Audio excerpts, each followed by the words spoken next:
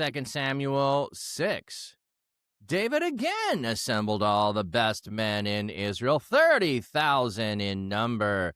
David and all the men who were with him traveled to Baalah in Judah to bring up from there the Ark of God, which is called by the name of the Lord of heaven's armies, who sits enthroned between the cherubim that are on it.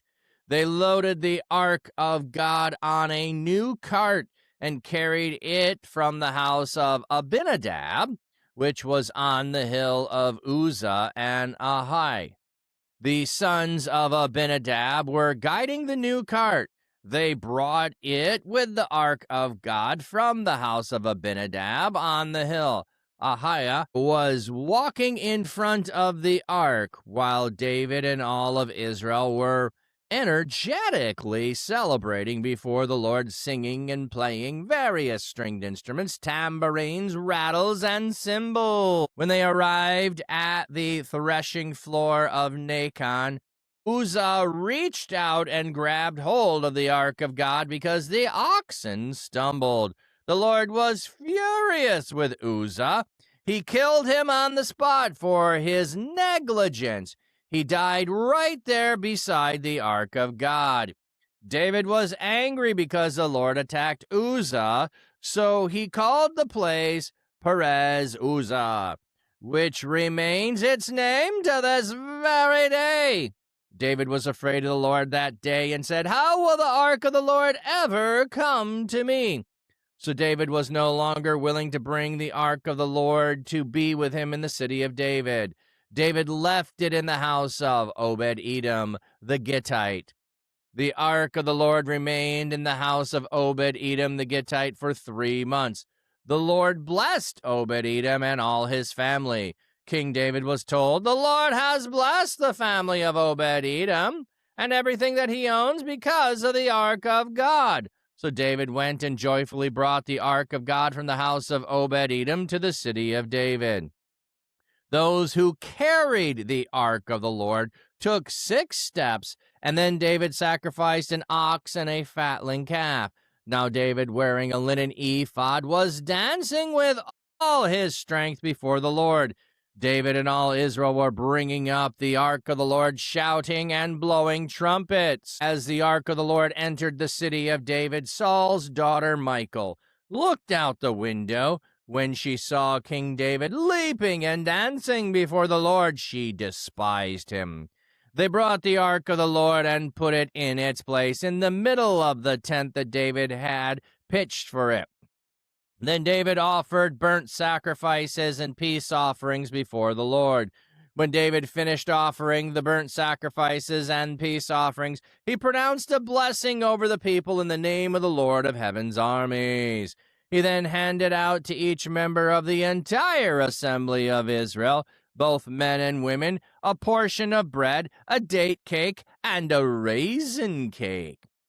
Then all the people went home. When David went home to pronounce a blessing over his house, Michal, Saul's daughter, came out to meet him. She said, "How the king of Israel has distinguished himself this day. He has exposed himself today before his servant slave girls, the way a vulgar fool might do."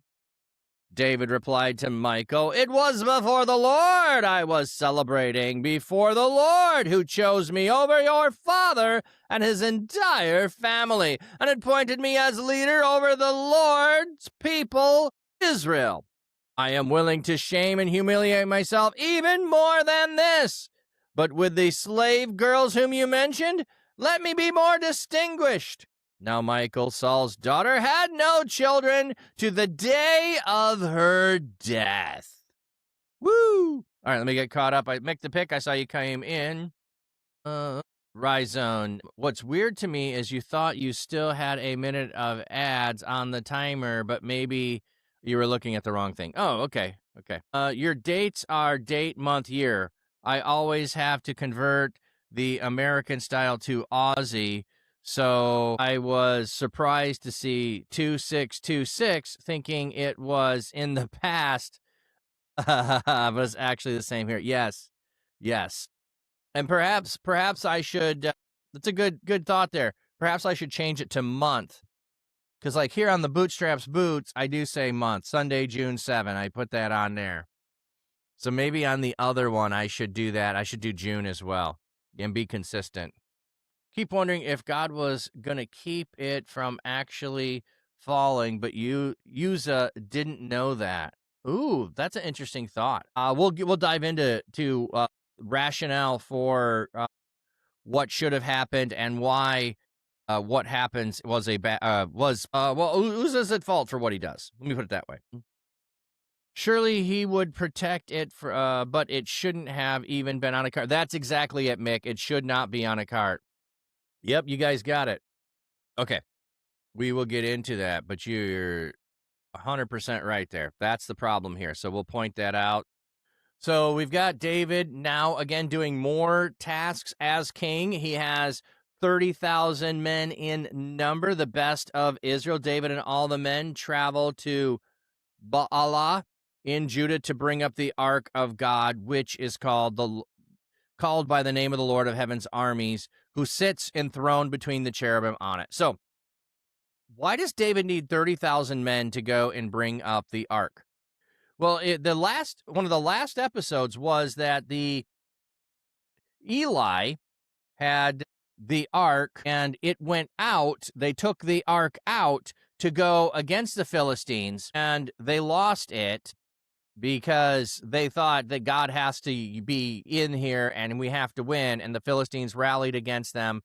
And then they end up sending it back with on a cart with cows that have just calved, a new cart, and, well, it goes back to Israel. So it's been sitting in that place where it returned from Israel, apparently through all the time of Samuel, it seems. So he's traveling to Baalah, which I don't remember that name. This is another name for Kiriath Jearim. That's where it was at.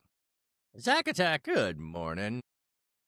There were good things done the wrong way by kings of Israel and Judah. Oh, yes. Because he's so showy. Maybe that's why. Well, I was going to say, I think it's protecting the Ark. I think it's a processional, it's protection, because that's why I was bringing up the last incident with the Ark, is that it was captured and then returned. So David perhaps is wanting to protect it, to honor it in some way. Yeah. Because he's showy. It could be that. Anyway, so he is going to bring it. They load the Ark on a new cart and carry it from the house of Aminadab, which was on the hill of Uzzah. Oh, sorry, which was on the hill. So here's the problem. They put it on a cart. Why does David put it on a cart? Did he inquire of God? So notice we had, before he goes to battle, he inquires of God. Should I go up and win the battle? He inquires of God twice. Here it doesn't say anything about him inquiring of God before bringing the Ark. There's nothing that tells us that. No, there's nothing that tells us he didn't. However, if he's talking to the priests should be informing him that it should not be on a cart. If he inquires of the priest, at least, they should be telling him it doesn't belong on a cart. You cannot put it on a cart. You are to always carry it. And only Levites can carry the Ark. No one who is not a Levite can touch the Ark. So, yeah, both for protection and show. I think a little bit of both. Yeah. I think that's what's going on here. There's the reason to maybe protect it because it was captured, so you want to protect it, but he's bringing it up. There's nothing telling us that David makes any inquiries of how he should do this. He just goes and sets out to do this. So Uzzah and Ohai are the sons of Aminadab, were guiding the new cart. So they're the ones guiding the cart. They brought the Ark of God from the house of Aminadab on the hill. Ohai was walking in front of the ark while David and all of Israel were energetically celebrating before the Lord, singing and playing various stringed instruments, tambourines, rattles, and cymbals. So, yes, he is absolutely making a spectacle of this, a celebration of this. We're celebrating before the Lord with all woods of fir. Okay, so that's the singing. With zithers and with harps. So we don't know what zithers are. and sistrums, castanets. So we've got a bunch of musical instruments listed here. Yeah, basically, Mick, David is not one to go part way. Absolutely, absolutely. When they arrive at the threshing floor of Nacon, how far is Nacon or Kidon? Okay, anyway, they make it part way. Uzzah reached out to grab hold of the Ark of God. Now, it gives the action first before the reason. Notice that. We should be stunned by this. We should be stunned in the hearing of this. Why is he reaching out to touch this? Because the oxen stumbled. The Lord was furious with Uzzah. He killed him on the spot for his negligence. He died right there beside the Ark of God. So, in other words, Uzzah probably not thinking, it's just falling, natural reaction, stop it, just, or intentionally, oh no, I must save it. Either way, he's not allowed to touch it. He is not a Levite. So he is killed on the spot. Why does this take place? What's this about? Abinadab? Yes, Abinadab. Yeah, he's the guy whose house this was at. And now one of his sons has died. He's killed on the spot for his negligence. One of the things that you have when these weird stories of people dying happen, there is usually the establishment of something. So we have the establishment of David as king and his dynasty. And so there is a level at which rules have been established. You need to do exactly what the rules are. There is no grace. There is no leeway here as things are being established. So when new covenants are being established, there's a Davidic covenant. So we see these actions, and then there is no grace given. So it doesn't mean God is unjustified in here. It was told long ago, only Levites are to touch it. That's it. Only Levites may touch it and live. Now, how in the world do the Philistines end up capturing it, putting on a cart, and transporting it around? I don't know. Don't know how that part works. But here, as David is bringing this way, and here's a clear violation. The violation would never have happened, or would have no need to happen, if they had carried it on the poles like was how it was supposed to be carried. The fact that they put it on a cart and were negligent in doing things the right way is what causes the life of Uzzah to be taken. Maybe a Levite conspiracy. No, this is the Levite should have spoken up in some way. The Levite should have spoken up. Somebody should have spoken up. A priest should have spoken up and said, hey, wait a minute. We're not supposed to carry it this way. How else will they get it on the cart? It was returned on a cart. They burned the cart and the cat. I am not sure, Mick. I'm not sure. Yeah, when it was first captured, yeah. I don't know how they get it on the cart either. We don't have all those details. Knowing the rules and defying them brings punishment. Yeah. Maybe there's a distinction between touching the poles and lifting it and touching the ark itself. And so he touches the ark directly. He doesn't touch the poles, even though it is supposed to be only Levites. Now, David becomes angry because the Lord attacked Uzzah. What do we have in the translation? Because the Lord broke out with a breakout, an outburst against Uzzah. Okay. Could have put killed in there. Ryzon, you remember seeing Uzzah's death in a movie? Might have been the Ten Commandments in 1956. Did the Ten Commandments go all the way to David? It might have been somebody else then, because this is David's time period, not Ten Commandments. But watch streak currently at 100. Luces. That is a nice streak. That's a nice streak. So it might have been someone else. So they were taking that example and putting it back with Moses. I could see them doing that. I don't remember that piece of it though. Anyway, so attacked Uzzah. So he called the place Perez Uzzah, which remains this name to this day.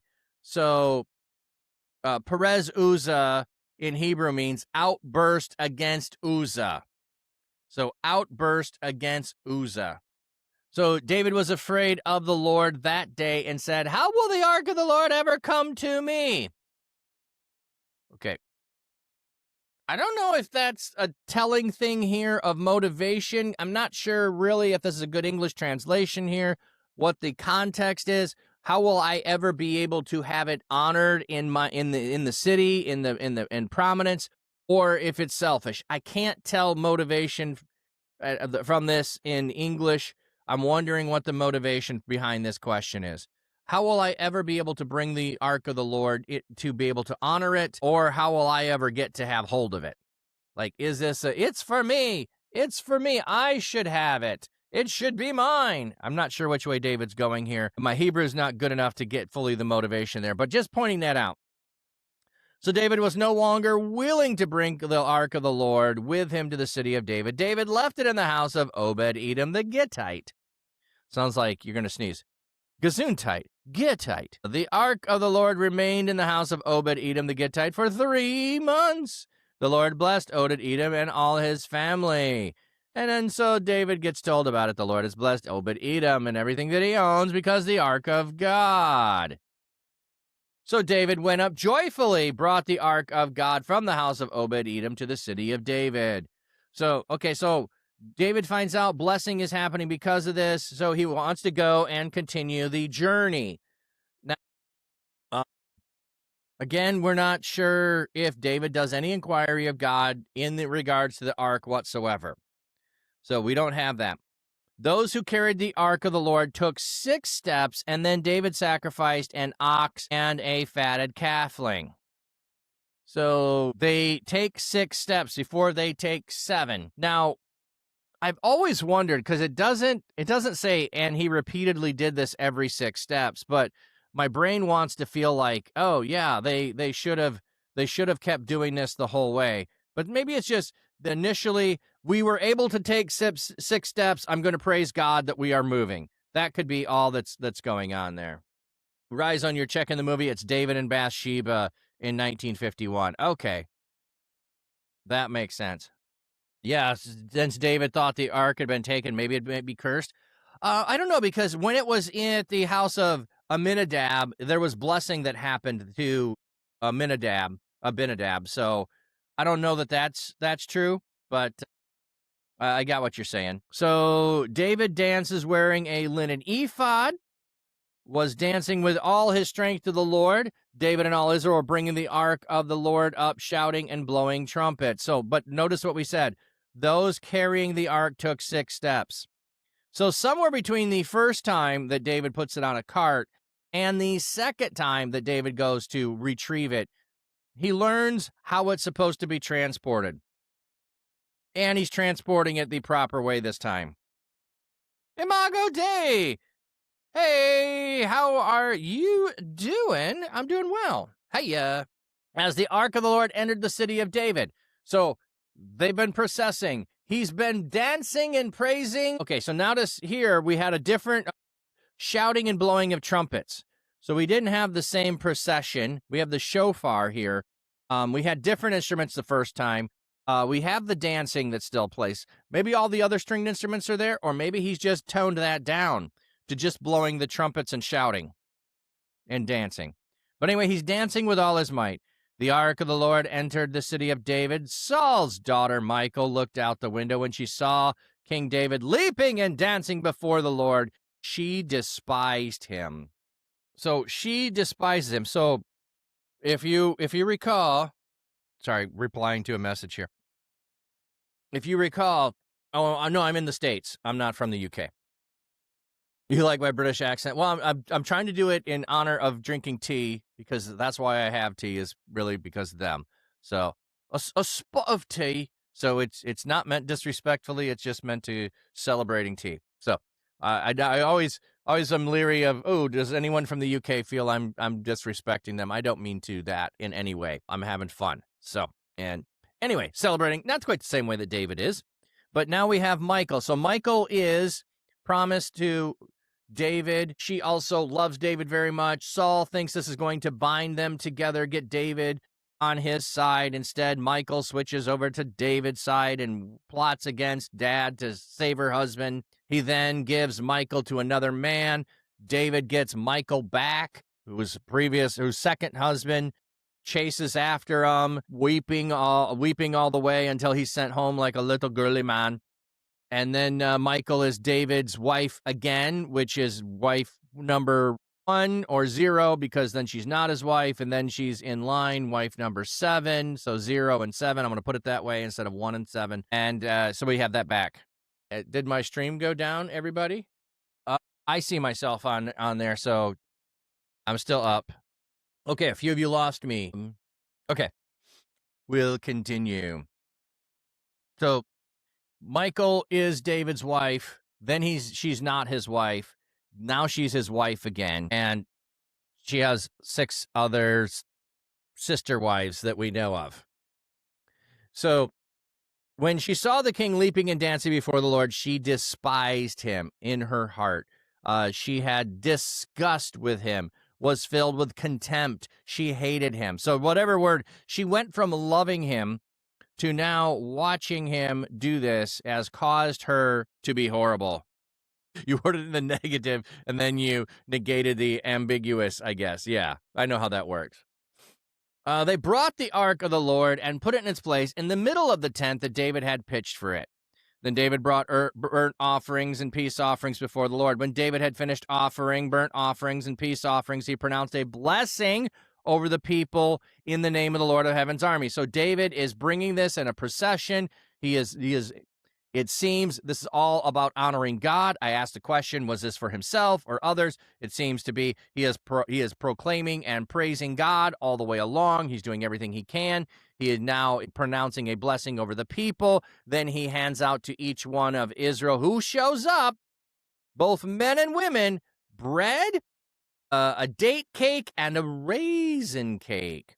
The Hebrew word here, espar, is found in the Old Testament only here, and in a parallel passage in 1 Corinthians. Its exact meaning is uncertain. A good piece of flesh, a portion of meat. The translation adapted here, date cakes, follows the lead of the Greek translation. So the Greek translation goes with a date cake. A piece of flesh is what it sounds like in the Hebrew, and so it's like, what is it talking about? Anyway, he's passing about food. It's a party. When David went home, he pronounced a blessing on his own house. Michal, Saul's daughter, came to meet him and said, "How the king has distinguished himself today by exposing himself today before the servant slave girls, the way a vulgar fool might do." So I don't know if he's dancing in an ephod, okay? Does that mean David had nothing on underneath? And she's absolutely correct that he exposed himself today. Or is she simply disgusted with his dancing behavior? My father would have never danced like that in his life. Like, my dad was dignified and knew how a king should present himself and act. And here you are, like a vulgar fool. And she's diminishing him, too, by saying he's doing it before the slave girls. Like, it's for their enjoyment. It's like, that's the kind of a thing that you have slaves to do and those kinds of things. So regardless of whether he actually exposes himself or not is not at point. It is her accusation. Pay attention to this.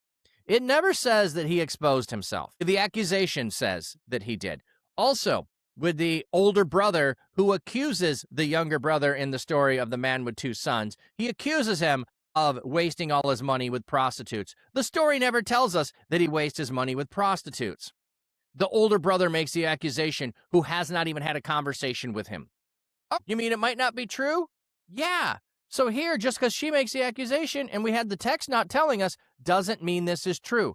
She's making an accusation. When you make an accusation, you use whatever language you need to make fun of someone. I'll get your comment in a minute, Rhizone. I want to finish this passage.